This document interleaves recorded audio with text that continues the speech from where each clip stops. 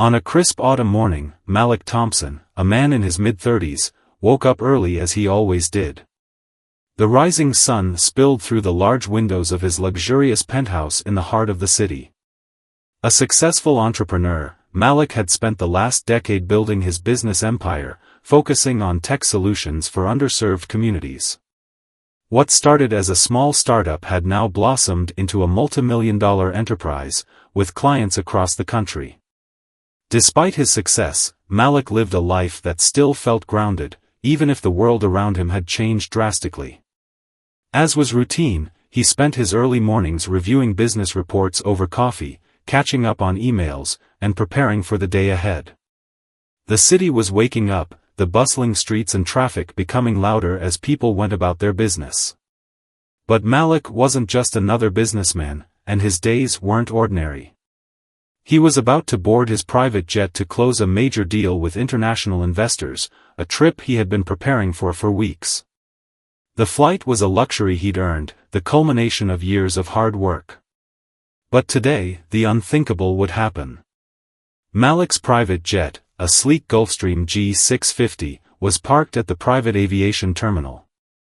It had become his signature mode of transport. From board meetings in Silicon Valley to conferences in New York, the jet was his gateway to an endless world of opportunity. His business was thriving, and the private jet was not just a tool for success, it had become a symbol of how far he'd come. Every time Malik stepped aboard it, he felt both a sense of achievement and an unshakable reminder that he had overcome countless odds to get there.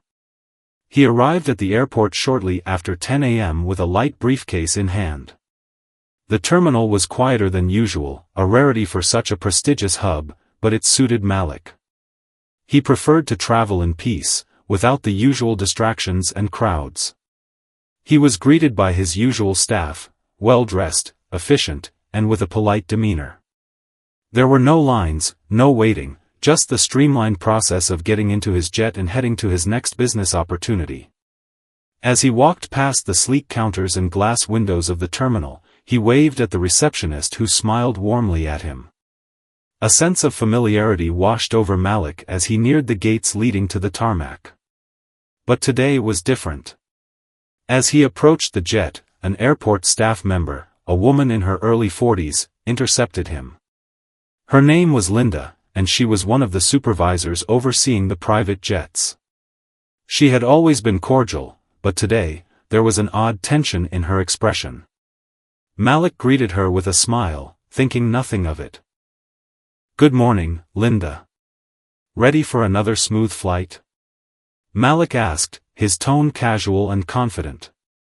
Linda, however, didn't respond with her usual enthusiasm.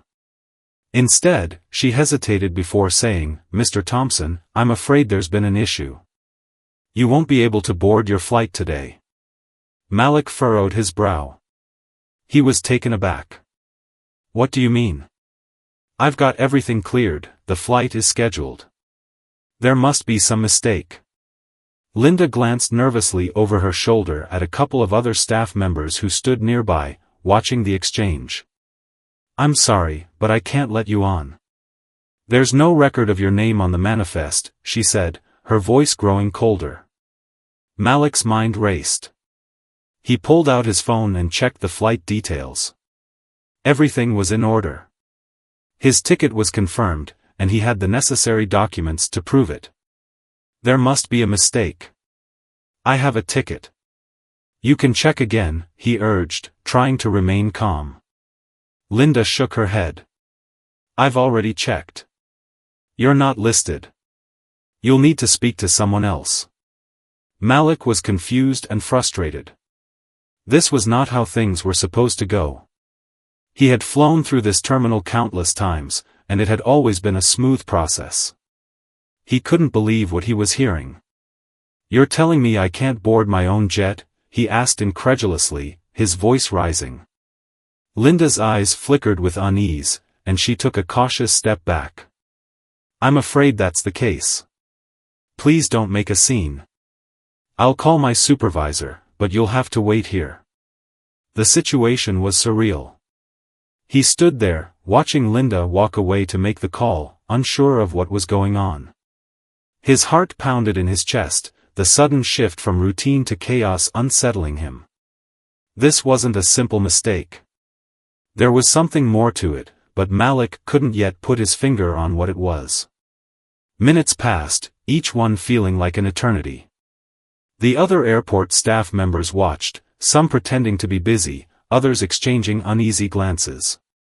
Malik, growing increasingly impatient, knew he needed answers. He wasn't about to let someone prevent him from boarding his own plane, not without a fight.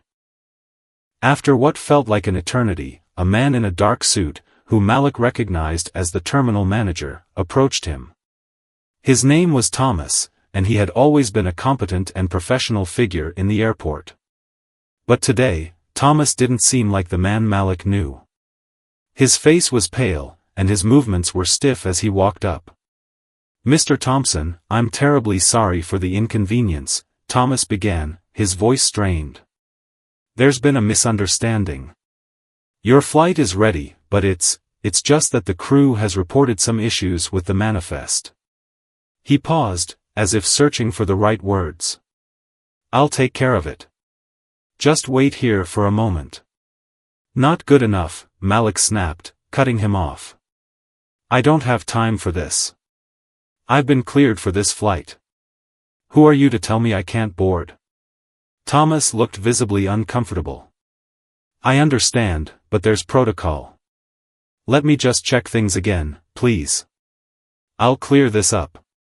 As Thomas walked away, Malik's blood began to boil. The only explanation for this was that someone was deliberately preventing him from boarding.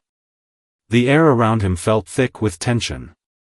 He tried to keep his mind focused, his breathing steady, but everything inside him screamed that this wasn't a simple mistake. There was something deeper at play. He tried to push thoughts of racism or discrimination from his mind, but the more he thought about it, the clearer it became. Malik had worked hard to get where he was, but his success had often made others uncomfortable. He had been used to looks of surprise when people learned he was the owner of a multi-million-dollar company. And he'd always brushed it off, never thinking much of it. But now, the thought crept back in. Could this be about more than just a mistake? When Thomas returned, his expression was even more solemn than before. "Mr. Thompson," he began, "I regret to inform you that there's been an issue. The flight was booked for someone else. You were not listed as the passenger." The words hung in the air like a sharp, cold wind. Malik stared at him, speechless for a moment. Then it hit him. "Are you telling me, my jet? The one sitting right there?" He gestured toward the tarmac, where the Gulf Stream gleamed in the sunlight. "That's not my jet." "It's just a misunderstanding," Thomas stammered. "But I can assure you, you're not the passenger listed." Malik took a step forward, his patience running out. No. That jet is mine. I own it. Now, you need to let me on board." His voice was firm, but something in his gut told him this wasn't going to be easy. The terminal staff remained silent, looking between each other, all too aware of the escalating situation. It was clear this was no ordinary misunderstanding. Malik's heart pounded as he considered his next move. This wasn't just about a flight. This was about respect, dignity, and his hard-earned right to be treated equally, no matter the circumstances. He was going to make sure this was resolved, one way or another. But as he stood there, facing the crew, the sense of injustice began to build inside him, and he knew that what happened next would change everything. As Malik stood at the edge of the tarmac, his mind was racing, and his pulse was erratic. What had just happened was beyond his understanding. He had never been denied access to his own jet before. The more he thought about it, the more surreal the entire situation felt. But there was no mistaking the looks he had received earlier, the hesitant way Linda had spoken to him, and the unsettling atmosphere that now surrounded him. Something was wrong, and Malik wasn't about to back down. He glanced toward the jet, his pride and joy, parked just a few yards away. He could see the sun reflecting off the polished metal, the propellers already spun into place, the flight crew inside waiting for him. It was as if the jet was silently mocking him, reminding him of his own success and the very people who were now trying to deny him his rightful place aboard. He clenched his fists in frustration. His wealth, his accomplishments, none of it seemed to matter in this moment. He was being treated like an outsider, a second-class citizen, despite the fact that this was his jet. He had earned it. He had worked tirelessly for everything he had. And yet, here he stood, locked out and humiliated. Malik's thoughts drifted back to the beginning of his journey. He grew up in a modest neighborhood on the outskirts of the city, where dreams of wealth and success seemed almost impossible. His mother had worked 2 jobs to support him and his younger brother, and his father, who had been a steady presence in his early years, left when Malik was just 8 years old. Despite the hardship, Malik had excelled in school. His intelligence and work ethic had always set him apart, and though he'd faced his fair share of racial prejudice growing up, he used it as fuel to push harder, to prove that his worth wasn't defined by the color of his skin. It was during his time at university that he first developed his passion for technology. He had been a coding prodigy, constantly tinkering with software, pushing the limits of what was possible. But it wasn't until after graduation, when Malik faced the harsh realities of the professional world, that he realized the true extent of the biases that still existed. Despite his qualifications, he struggled to break into the tech industry, often overlooked in favor of less experienced white candidates. It became clear to him that his race was an obstacle, one he would have to fight against every step of the way. He had faced countless rejections and obstacles in his career, but he refused to give up. The first breakthrough came when he developed a software solution that helped small businesses streamline their operations. It was a hit, and suddenly, Malik had the attention of investors. He took that opportunity and ran with it, building his business from the ground up. But it wasn't just about the money, it was about proving that someone like him, a black man from an underserved neighborhood, could not only survive in the tech world but thrive. His company quickly gained traction, landing major contracts and earning him respect in an industry that had initially ignored him. Along the way, he had built a reputation for integrity and excellence, becoming a role model for many young black entrepreneurs who, like him, were determined to overcome the obstacles that came with their background. Despite all his achievements, though, Malik still found himself facing discrimination in the most unexpected places. The more successful he became, the more he noticed how people's attitudes toward him shifted, often with a sense of disbelief or doubt. It was as if his success was something people couldn't quite reconcile with the image they had of him. He couldn't count how many times he had walked into a meeting and seen the look of surprise on someone's face when they realized that the CEO of the company they were dealing with was a black man. The microaggressions, the looks of disbelief, the quiet mutterings, he had experienced it all. But he had learned to ignore it, to brush it off. After all, he had earned his place, and no one could take that away from him. Or so he thought. The present moment, standing on the tarmac, was different. The feeling of being denied access to his jet was not just an inconvenience, it was a deep-cutting insult. He could feel the eyes of the staff on him, some with pity, others with judgment. There was something in the air that made him feel unwelcome, as though his presence was somehow wrong, as though he didn't belong in this space that he had worked so hard to occupy. That thought stung more than anything else. Was this about him being black? Was this about something deeper, a reminder that despite his success, some people still couldn't accept that someone like him could own a jet, could walk through the doors of power and luxury? The moment was so raw that Malik didn't even realize he had been standing still for a few minutes, lost in his thoughts. A sharp voice cut through the silence. "Mr. Thompson, I'm really sorry, but I need you to come inside."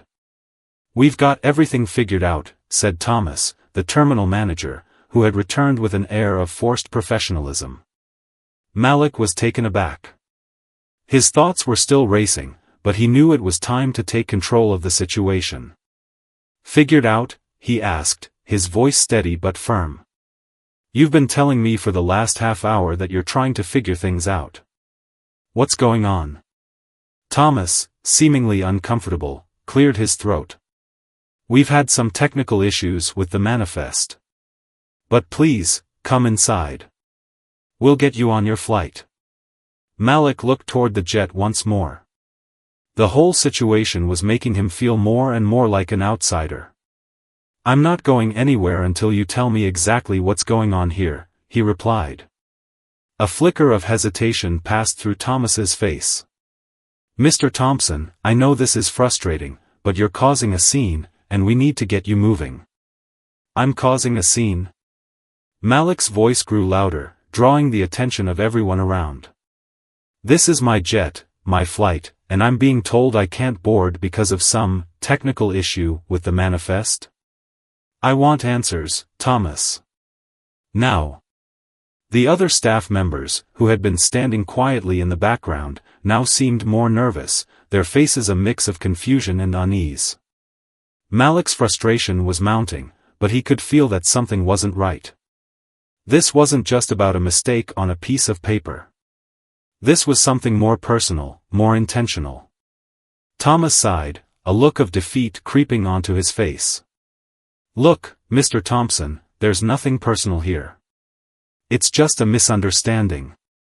But if you'd like, I can personally escort you inside, and we'll get this resolved. Malik's mind was spinning, but his resolve was stronger than ever. He wasn't going to back down. This wasn't just about his flight, it was about standing up for himself, for every black man who had ever faced this kind of treatment, for anyone who had ever been made to feel like they didn't belong. Malik took a deep breath and looked Thomas squarely in the eye. No, he said, his voice cold. I'll wait right here. And when you're ready to give me the answers I deserve, we'll talk. Thomas hesitated before finally nodding, clearly uncomfortable with the situation. Okay, Mr. Thompson. I'll make sure you get the answers you're looking for. As Thomas walked away, Malik's eyes lingered on the jet once more. His jet. It was a symbol of everything he had fought for, the sweat, the late nights, the sacrifices. And it was more than just a piece of metal, it was proof that he had made it, that he had earned every bit of the life he now lived. But today, it felt like that symbol was being stripped away from him. He wasn't just being denied access to his jet, he was being told that his success, his worth, wasn't valid. And that, above all, was something Malik couldn't, and wouldn't, accept. He knew one thing for sure, whatever was going on, he was going to get to the bottom of it. This was his jet, his life, and he wasn't going to let anyone take that away from him. As Malik stood there, his emotions oscillating between disbelief and a cold, simmering rage, the world around him seemed to slow down. The small airport terminal, with its immaculate surfaces and quiet buzz of activity, felt more like a courtroom where he was being judged than a place of business. He could hear the murmurs of the staff, their hushed voices laced with uncertainty, but nothing could drown out the pounding of his heart. He wasn't just fighting to board a plane anymore, he was fighting for his dignity, for his right to exist in the world he had earned a place in. Minutes dragged on as Malik stood firm, refusing to step inside the terminal as Thomas had suggested. He knew that if he backed down now, the implications would go far beyond this flight. He wasn't just a businessman, he was a symbol of perseverance and success in a world that had often told him that someone like him didn't belong at the top. This was his moment, not just to fight for his flight, but to make a statement. The more he thought about it, the clearer it became. This wasn't an isolated incident. He had been denied because of who he was, because of the way he looked. His success didn't make him immune to the prejudices that still ran deep in society. As he stood on the tarmac, time seemed to stretch into infinity. The Gulfstream jet gleamed in the distance, its sleek body a symbol of his success, but today, it felt like a distant dream, something he had worked so hard to achieve, yet still remained just out of reach. Every minute that passed without resolution made the injustice more glaring. Malik's grip tightened around the strap of his briefcase as he tried to control the rush of anger and frustration building inside him. He could feel the eyes of the staff on him, some of them clearly uncomfortable with the tension in the air. But no one was stepping forward to resolve the issue. No one was offering an explanation that made sense.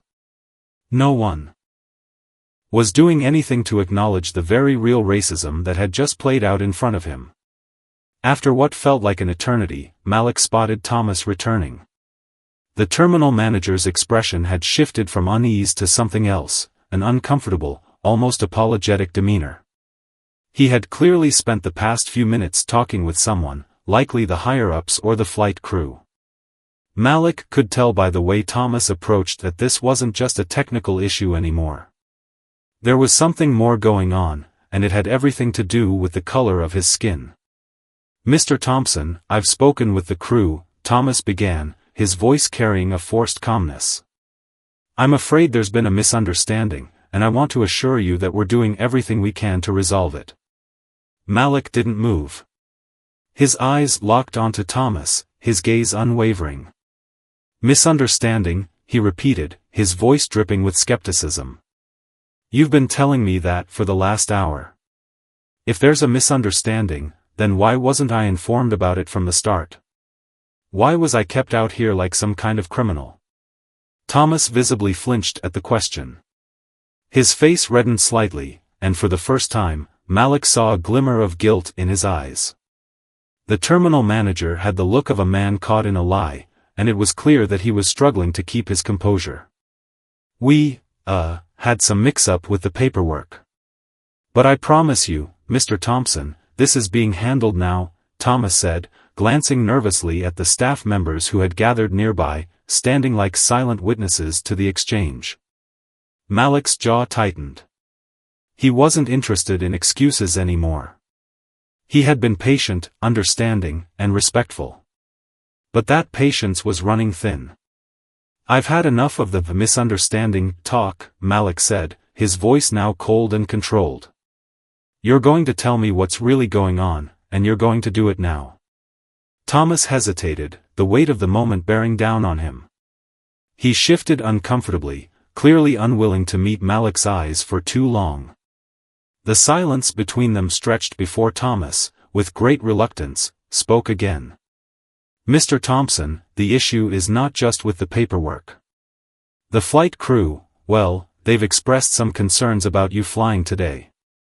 He stopped, then quickly added, "It's nothing personal, but they've requested that a different passenger take the seat." Malik's pulse quickened. It was like a punch to the gut. The meaning behind Thomas's words was unmistakable. The crew had refused to fly him. They had made it clear that his presence on the jet was unacceptable. It wasn't about paperwork. It wasn't about technical issues. It was about his race. Malik's stomach dropped as the realization hit him like a wave. All those years of fighting to prove himself, of breaking barriers, of making it to the top, and yet here he was, being treated like an imposter, like he didn't belong. He had always known that racism was real, that prejudice existed in the world.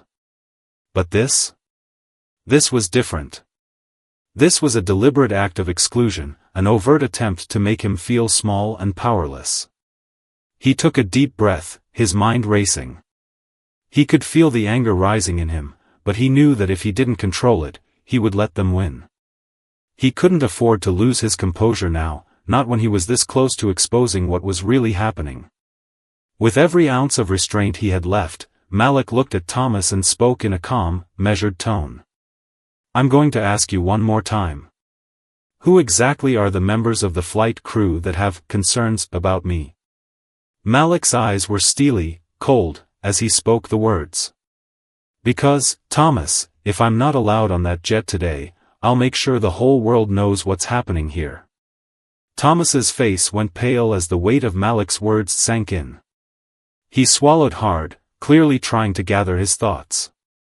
"Mr. Thompson, please understand. It's not that simple," he said, his voice trembling slightly. "There are protocols." "Protocols?" Malik interrupted, his voice rising. "Let's talk about protocols. The protocol that allows people to discriminate based on race? The protocol that lets people deny me my seat on my own jet? Tell me about that protocol, Thomas. I'm listening. Thomas looked around, his eyes darting nervously. The staff had begun to gather, and Malik could sense that they were all waiting for someone to make a move, waiting for someone to resolve the situation. But it was clear that no one was going to step forward voluntarily. They were all complicit, either by choice or by fear. I don't know what to say, Thomas finally admitted, his voice barely above a whisper. I'll get you on your flight, Mr. Thompson. I'll personally speak to the crew and have them cleared for takeoff. But you need to come inside and settle this privately. Malik shook his head, his resolve hardening. No, Thomas. This doesn't get to be swept under the rug. I'll go inside, but not until I've spoken to the crew directly. Thomas looked like he was about to protest, but Malik's stern expression silenced him. This wasn't a negotiation anymore. This wasn't just about a missed flight, it was about standing up for what was right, about taking control of a situation that was already too far gone. Get the crew out here, Thomas. Now, Malik commanded, his tone unwavering. After a long, tense silence, Thomas reluctantly nodded and walked away. Malik's eyes never left the Gulfstream jet, his thoughts swirling with a mixture of anger, disbelief, and resolve. He wasn't just fighting for himself anymore.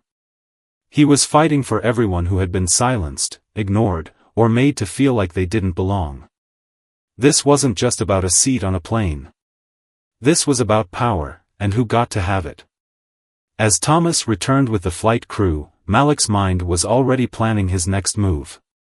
He wasn't going to let them win this battle, not now, not ever. As Malik stood firm, waiting for the flight crew to emerge, the tension in the air became almost unbearable. The whir of the jet engines in the background seemed to mock him, a constant reminder of what should have been an ordinary departure, a simple flight to the next business meeting. But now, it was much more than that. This was about confronting the underlying truths about the world he had spent years breaking into, only to find that the doors were still closed to him. As Thomas hurried off to gather the flight crew, Malik's thoughts raced. This was bigger than just this moment, it was a crossroads, one that would determine how far he was willing to go to stand up for himself, for his people, and for everything he had worked to build. The staff around him seemed to shrink into the background, keeping a safe distance, as though waiting for the confrontation to reach its boiling point. Malik stood tall, his broad shoulders squared, his posture unyielding. He knew that by standing there, he was already making a statement. He wasn't going to let them push him around, and he wasn't going to let them get away with this injustice. Minutes felt like hours as he waited, the sounds of distant conversations and footsteps lost to the mounting tension. Finally, Thomas reappeared, flanked by the flight crew. Malik took in the group with a sharp glance. There was Linda, the lead flight attendant, looking every bit as poised as she had earlier, her face now tinged with uncertainty. But it wasn't just her. There were two pilots, both of whom appeared nervous, exchanging brief, unreadable glances. Behind them, Malik noticed a third staff member, the head of ground operations, a man who seemed to have stepped in to mediate the situation. This was clearly not an ordinary dispute, it was being treated as a serious breach of protocol. Malik's eyes locked onto Linda first. He could feel the weight of her gaze, the subtle discomfort in her posture, but there was no apology in her eyes, only the same cool detachment that had greeted him at the start. "Mr. Thompson," she said, her voice careful, as though she were walking on eggshells. "I understand your frustration. And I want to apologize for the confusion. However, I must stress that we have a protocol to follow. We are bound by safety regulations and company policies." "Safety regulations?" Malik interrupted, his voice sharp with disbelief. "You're telling me that this is about safety? You denied me boarding because of safety? You know as well as I do that the only thing in question here is your refusal to let me on my own plane." There was a moment of silence, and Linda glanced briefly at the two pilots beside her. The tension was palpable, each second hanging heavy in the air, as if no one wanted to say the wrong thing. The head of ground operations, a man named Kenneth, stepped forward then. He was tall, with a heavy build, his face as hard as the plane's metal exterior, but there was something in his eyes that betrayed a sense of guilt. "Mr. Thompson," Kenneth began, his voice low, "I want to make it clear that this isn't about you personally. There's just a matter of concern from the crew. They have reservations about your presence on this flight. This is a delicate situation." "A delicate situation?" Malik repeated, his voice rising in frustration. "This is no longer a delicate situation. This is an act of discrimination. You're standing here telling me that the crew has reservations about me, and you expect me to just accept it? No. I'm done being polite. I want answers, now."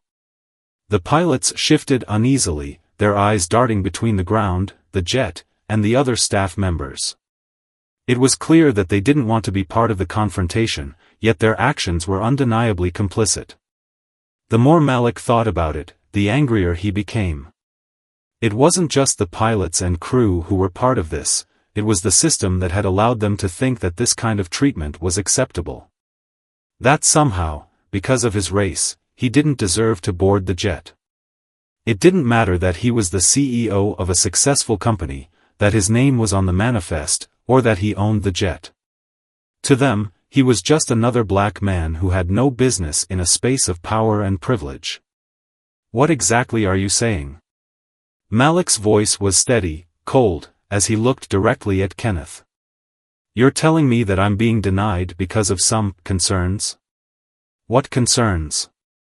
What exactly is it that the crew is worried about?" There was a beat of silence before Kenneth answered. "It's not about you, sir," he repeated, though it was clear to Malik that the words were hollow. "The crew is just uncomfortable. And they've made it clear that they don't feel safe with you aboard." Malik's chest tightened. He couldn't believe what he was hearing. The audacity. The sheer, unapologetic audacity of these people. He had heard whispers of racism in the world of business, heard the stories, seen the headlines, but this? This was different. This wasn't just a story. This was his reality. And he wasn't going to let it slide. He was better than that. He had worked too hard, fought too many battles, to let something like this define his career. A sense of calm washed over him, a focus born out of necessity. He knew what had to be done. This wasn't just about this moment, about this flight. It was bigger than that. It was about making sure this didn't happen to anyone else, about calling out the ugliness that still permeated even the most elite, privileged spaces. And Malik wasn't going to back down. "Get the captain out here," he said, his voice resolute. "I want to speak to him, right now. No more excuses, no more hiding behind protocol. This ends now." There was a long pause, and then Linda nodded, signaling to the pilots. After a few moments, the captain emerged from the plane. He was tall, with graying hair and a stern expression, but as soon as his eyes landed on Malik, his posture stiffened. There was no welcoming smile, no warm greeting. Just a cool, calculated distance.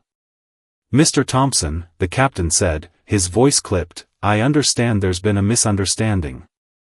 But I want to be clear. I don't know how things have gone so far, but I have to prioritize the safety and comfort of the crew." Malik felt his blood run cold at the captain's words. It wasn't just that he was still trying to justify the crew's actions. It was that the captain's tone was so casual, as though it was all just a normal day in the office. As though Malik's presence was the problem and not their blatant discrimination. "Safety?" Malik repeated, his voice rising once more. "You're worried about the safety of the crew? Or are you just worried about the image of a black man walking through your private jet, taking a seat in the place where the elite belong?" The captain's eyes flickered, and for a brief moment, Malik saw something behind his gaze, something almost like recognition. It was as if he knew exactly what Malik was saying, but wasn't willing to acknowledge it. Instead, he opened his mouth, attempting to counter Malik's words, but Malik cut him off. "Don't bother," he said, his voice firm and unwavering. "I know exactly what this is. And I'm not going to stand here and let you pretend that it's anything else." The tension in the air was thick, suffocating. For a long moment, no one spoke. Then, as if on cue, Malik's phone buzzed in his pocket. It was a text message from his lawyer. "Malik, I've contacted your legal team. You don't have to stand for this. We're going public." The message was simple, but it hit Malik like a hammer. He wasn't going to back down. Not this time. The time for talking was over. It was time for action. "Get ready," Malik said to the crew, his voice low and full of finality. "This isn't going away.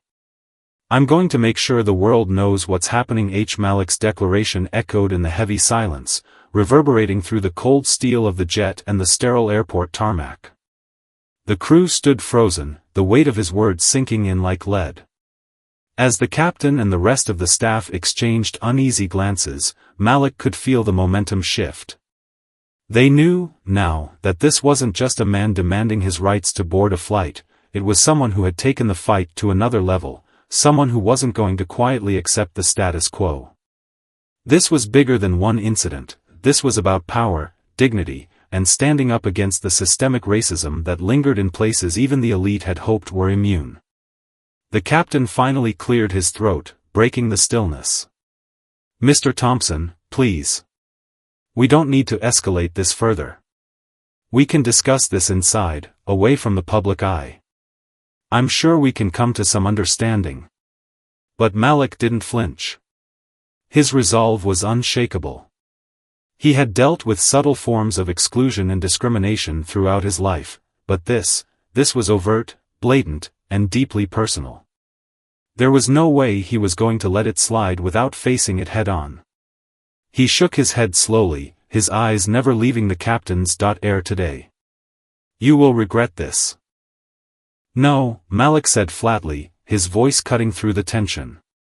"We're not going inside. We're going to resolve this here, in front of everyone. You all need to understand that your actions have consequences. And I'm not the only one who's been affected. Do you know how many black men like me have been kept out of spaces like this? It's not just me standing here today, it's every person who's ever been told that they don't belong." The ground beneath his feet felt solid, the fiery determination burning in his chest. He could sense the ripple effect his words were causing among the staff. Some seemed uncomfortable, others guilt-ridden, but all were listening. For once, Malik wasn't going to be invisible. He wasn't going to be silenced by the same structures that had kept him at bay for so long. This moment was not just his, this was for everyone who had ever been overlooked, dismissed, or turned away because of their skin color. He took a deep breath, scanning the faces of the crew, knowing that this was the turning point. "You all need to understand something," Malik continued, his voice low but laced with power. "This isn't just about me being a passenger on a flight. This is about how black men, black people, are constantly denied the same opportunities as everyone else, simply because of our race. And it's time that stops. If I let this go, if I let you all treat me like I don't belong here, I'm sending a message to everyone else that this kind of behavior is okay. But it's not. And it won't be." The flight crew remained silent, their expressions ranging from discomfort to nervousness.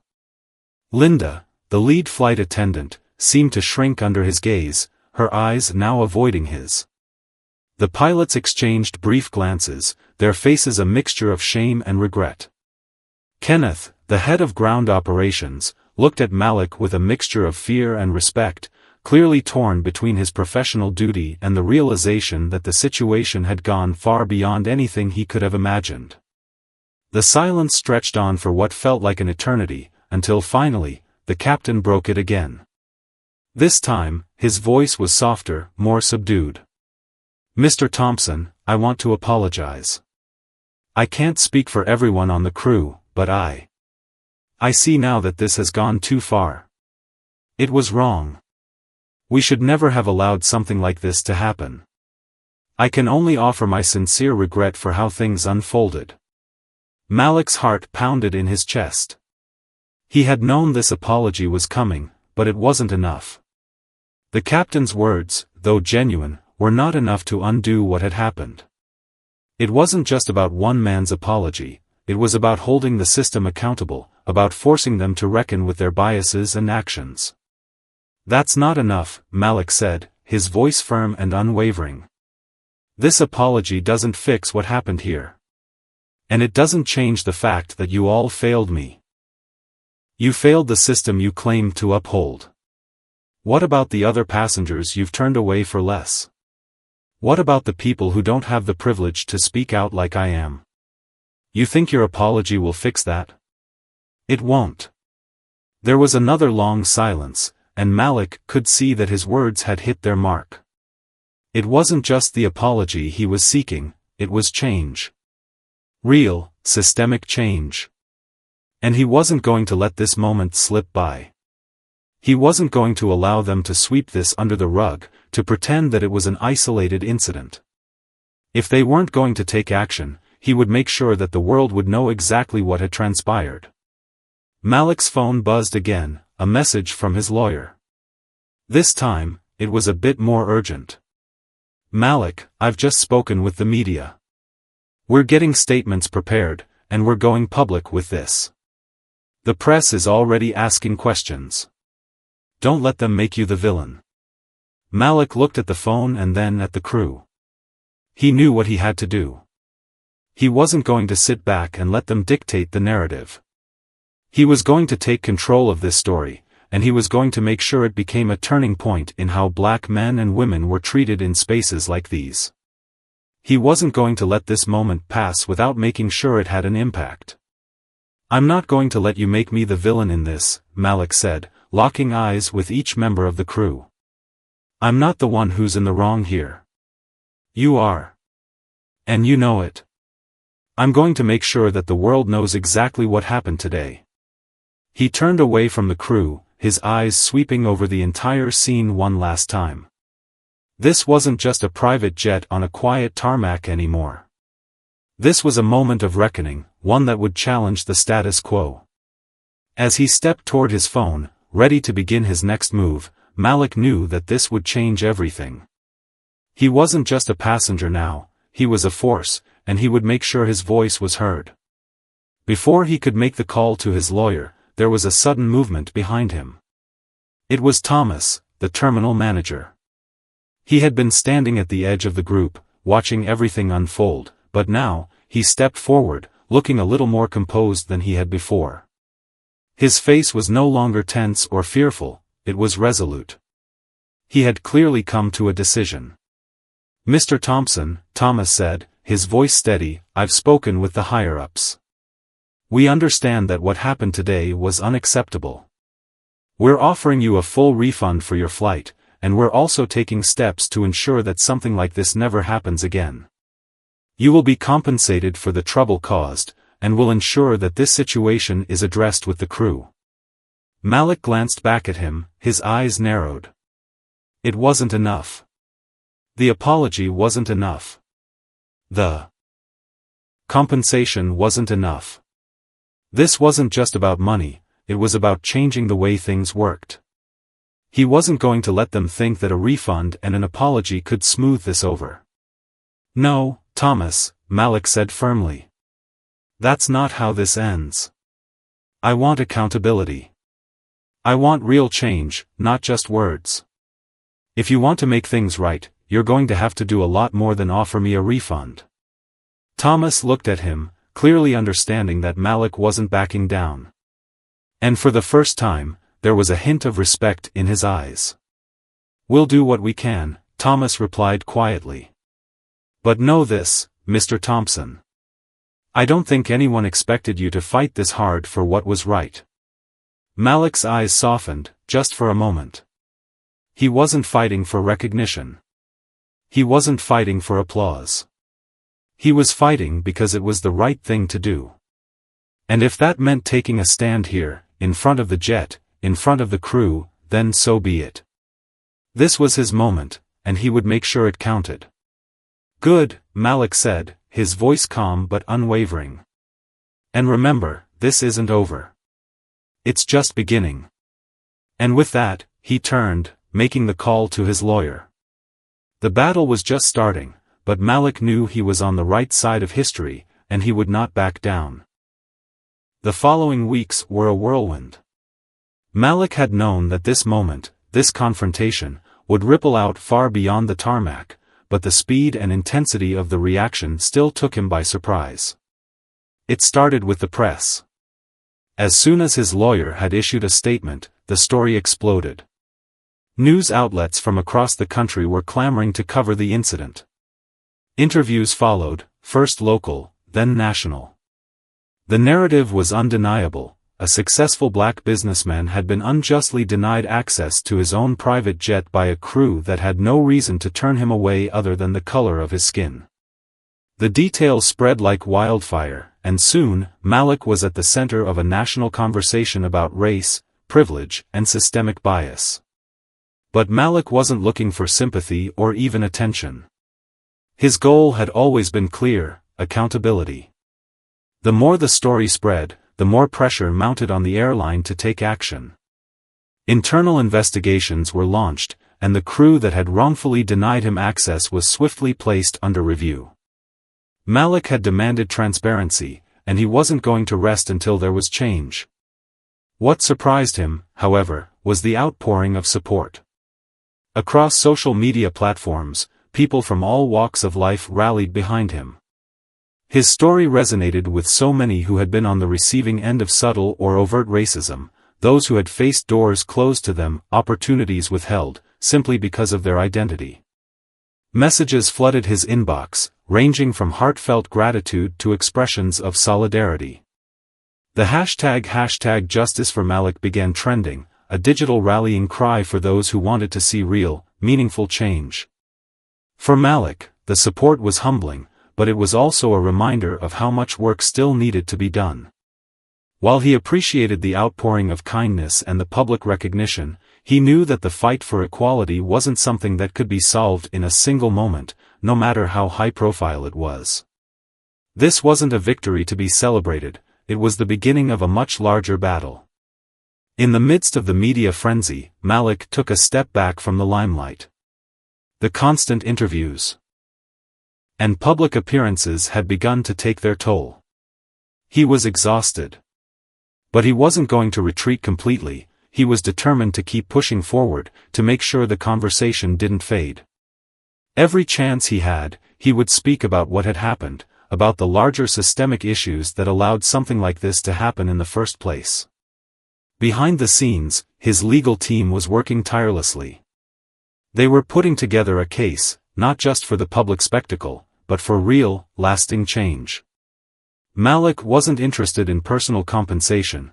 What mattered to him was forcing the company to make tangible, long-term changes in how they treated their black clients, how they trained their staff, and how they confronted issues of race and discrimination. He had no illusions about how difficult it would be, but he also knew that the tide had shifted. People were listening now. Then came the unexpected twist. A week after the incident, Malik received a call from the CEO of the airline. It was a direct outreach, unprompted, and very much unlike the standard corporate apology. The CEO, a woman named Veronica Wells, was forthright and apologetic, but there was something different in her tone, an earnestness that Malik hadn't expected. She didn't hedge or try to downplay the incident. She didn't try to shift blame or claim misunderstandings. She told him, point blank, that what had happened was a failure on the company's part, and she took full responsibility for it. "I've read through the reports, Malik," Veronica said during their phone call. "I've seen the footage. And I've spoken with the board. What happened to you was wrong, and I won't stand for it. We're going to make sure this doesn't happen again. But I need your help." Malik was taken aback. Help, he repeated. What kind of help are you asking for? I want you to be part of the solution, she replied. We need someone with your perspective, your experience. We need to change how we train our staff, how we handle these situations, and how we make our policies reflect a commitment to inclusion and equality. We've got a long road ahead of us, but I'm asking you to help us lead that charge. Will you be part of that? Malik felt a flicker of something inside him, a mix of surprise, cautious optimism, and disbelief. This was an airline that had, just days before, tried to turn him away from his own jet. Now, they were asking for his help to transform the company from within? He paused for a long moment, considering the offer. It wasn't just about an apology anymore, it was about real, actionable change. Could he trust them to follow through? Could he trust that this wasn't just a PR move to quell the storm? He didn't know. But the possibility of real transformation, of making a lasting impact, was something he couldn't ignore. I'll think about it, Malik said finally, the weight of the decision pressing on him. But I won't stand by if I don't see real changes being made. And I won't be part of something that's just a surface-level fix. Of course, Veronica responded, her voice resolute. We need more than a fix. We need a revolution in the way we do business, and I'm ready to make that change.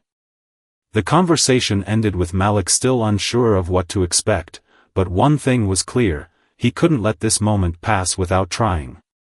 He had already made waves with his public stance, but if he could help steer the company in the right direction, then perhaps this could be the catalyst for something even greater. Meanwhile, the public outcry over the incident didn't slow down. More and more people came forward with their own stories, recounting similar experiences of discrimination and bias in the aviation industry and beyond. What had started as one man's battle to get on his own plane had become a larger movement, a conversation about privilege, systemic racism, and the need for a complete overhaul in how institutions treated people of color.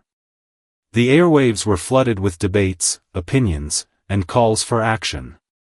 And through it all, Malik remained at the forefront, refusing to back down. A few days later, Malik received a formal invitation to meet with Veronica Wells in person, along with her senior leadership team. It was clear that this wasn't going to be a simple meeting, it was going to be a turning point. Malik knew that this was his chance to make sure the company not only apologized but took concrete steps to ensure this never happened again. It was time to push forward, to demand the changes that were necessary. When he arrived at the airline's headquarters, Malik was escorted to a large conference room. The leadership team was already there, waiting. Veronica greeted him with a handshake, her demeanor still serious but marked by a sense of purpose. Thank you for agreeing to meet with us in person, she said. We know that what happened to you was unacceptable. But we also know that actions speak louder than words. We want to show you our plan, and we need your feedback. We need you to help us make sure this is real. Malik took a seat at the table, looking around at the faces of the executives. He had heard all the corporate promises before, but this time, he needed to see real, tangible plans. He wasn't there to accept empty apologies. He was there to hold them accountable. Veronica began outlining their plan for diversity and inclusion training, new policies for handling complaints of racial discrimination, and a commitment to hiring more people of color at all levels of the organization. Malik listened closely, weighing each proposal carefully. There were some positive changes in the works, but it was clear that there was still work to be done. This wasn't the end, it was just the beginning. As the meeting came to a close, Malik stood up, his voice resolute. This is a step in the right direction. But you have to understand that change doesn't happen overnight. It takes time. And it takes consistency. I'm willing to work with you, but we need to make sure that this doesn't just become a PR stunt. This has to be real, or it will mean nothing. Veronica nodded, her expression serious. We're committed to that, Malik. And we'll prove it to you. As Malik walked out of the room, he couldn't help but feel a sense of cautious hope. This battle wasn't over, but it was clear that change was happening. Slowly, but surely, he was seeing the shifts he had fought for. And as he looked ahead, he knew that this was only the beginning of something much bigger. The fight for justice and equality in spaces like these was just getting started, and Malik Thompson was ready to lead the charge.